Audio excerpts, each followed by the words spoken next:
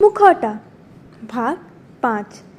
इसके पहले की कहानी जानने के लिए कृपया भाग 1, 2, 3 व 4 सुने। अब आगे। माला कुछ बोलती इससे पहले राहुल बोला, 1 मिनट, क्या वो तुम ही थी जो पोछा लगा रही थी जब मैं आया?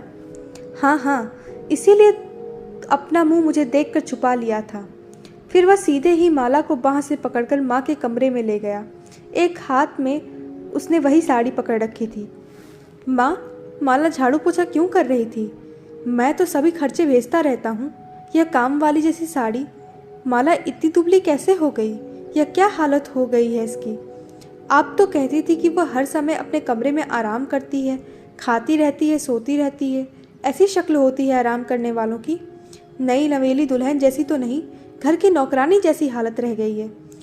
माँ और शीला व रानी के पास बोलने को कुछ नहीं था।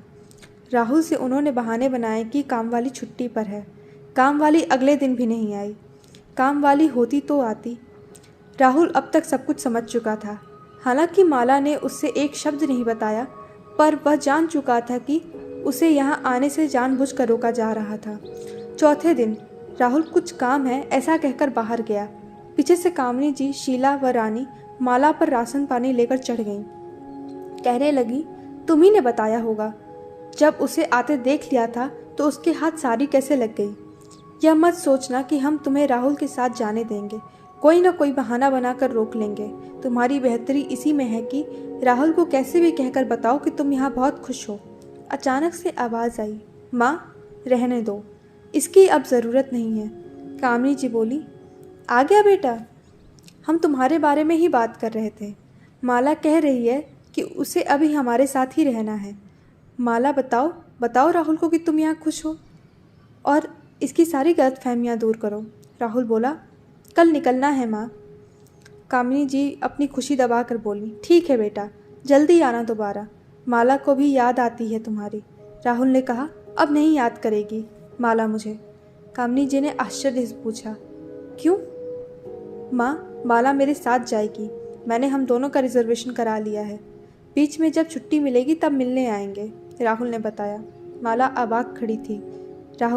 राहुल को देखकर बोली, पर राहुल ने उससे कहा, अब और नहीं सहने दूंगा तुम्हें। तुमसे शादी की है, मुझे तुम्हारे प्रति फ़र्ज़ निभाने दो। माता और बहनों के प्रति फ़र्ज़ निभाता रहूँगा। कामिनी जी अपना माथा पकड़कर बैठ गईं। अब उन्हें और शीला व रानी को अच्छे से समझ आ गया कि उनके सारे बुरे कर्मों का खुलासा हो गया है। अब उनकी दाल नहीं गलने वाली। तीनों के चेहरों से मुखौटा उतर चुका है, बेनकाब हो चुकी हैं। कामिनी जी मुंह पिचकाकर चलती बनी, जैसी तुम लोगों की मर्जी। अगले दिन राहुल और माला सूरत की ट्रेन में बैठकर चल दिए। राहुल ने माला से कहा, अब तुम्हारे दुख सहने के दिन गए, मुझे माफ़ कर दो, चलकर अपना घरौंदा बनाएंगे। माला ने कहा, इसमें आपका क्या कसूर? मेरा सौभाग्य है कि मुझे आप जैसा समझदार जीवन साथी मिला। ट्रेन चलती जा रही थी मंजिल की ओर। माला ने राहुल के कंधों पर अपना सर टिका लिया।